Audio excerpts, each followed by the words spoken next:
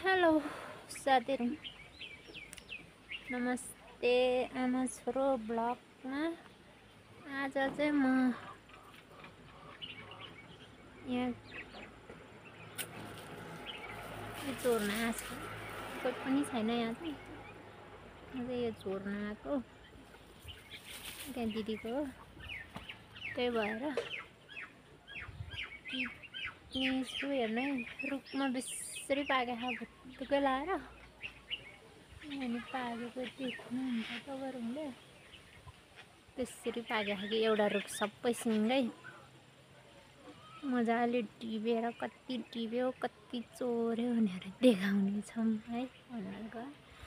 दिदी चाहिँ घाँस काट्न जानुभएको नि त, अनि मैले चाहिँ यहाँ चोर्न आएको। अहिले मलाई आएपछि कराउँछ कि कराउँदैन भनेर मलाई थाहा छैन, तर त्यही पनि फलेको फल त खाँदा के पनि फरक पर्दैन होइन। रुखको फल हो, तपाईँमा फलेको फल होइन भनिदिन्छु। रुखमा फलेको फल हो नि त साथीहरू। एकचोटि आएको फल खानुपर्छ, त्यही भएर मैले चाहिँ भ्लग बनाउन गइरहेको छु। हेरेर साथ सपोर्ट गरिदिनु होला साथीहरू।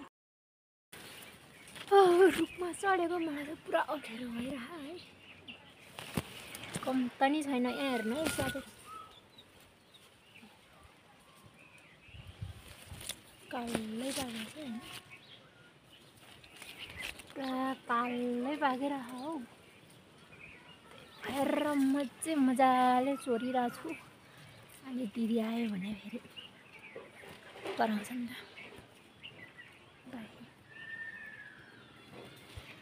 टिटिभ्यो है साथीहरू।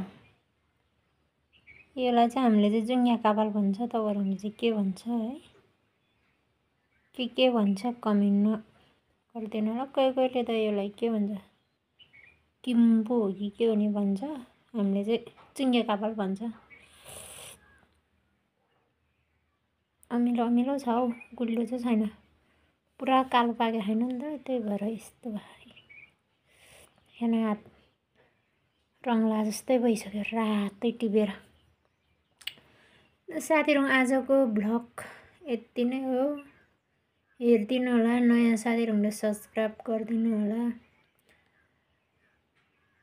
त्यति भन्दै अर्को भ्लग भेटौँला। बाई।